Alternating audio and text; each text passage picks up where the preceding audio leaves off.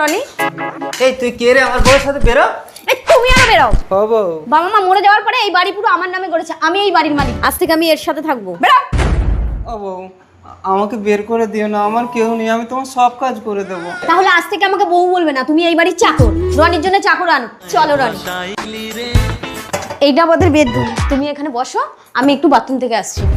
বউ তুমি বাথরুমে যাবে? আবার বউ? ভুল হয়ে গেছে। না বলছি বাথরুমে জল তুলে দিয়ে এসেছি। ঠিক আছে, ওকে চাটা দিয়ে আসো। বাবু চা দে।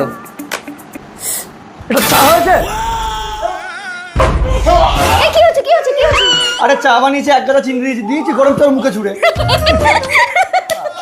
এই দেখ যা হয়েছে, মুখটা ধুয়ে নেবে যাও।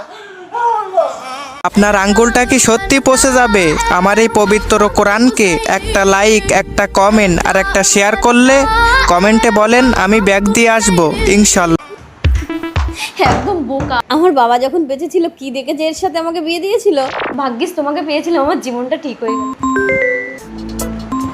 তোমার ফোনটা লুকাচ্ছ কেন? দেখি দেখি কে ফোন করেছে ফোনটা। কেউ না।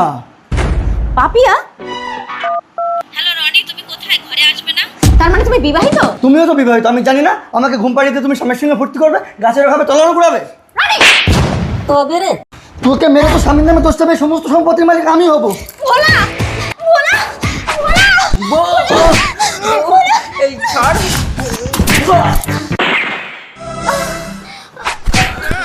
বউ, ও বউ, বউ, এনে ধর তোর বউকে, তুই গুলি করেছিস, আমি পুলিশ ডেকে আনি।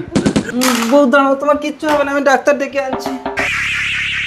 বুড়িটা পেটের সাইডে লেগেছিল বলে অল্পের উপরে বেঁচে গেল। আসি। প্রণাম ডাক্তার বাবু। ও বউ, বউ। এই ভোলা, চল জেলে, তুই তোর বউকে গুলি করেছিস। না, আমাকে রনি গুলি করেছে।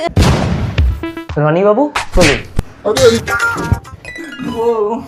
তুমি আমার পায়ে হাত দিও না গো।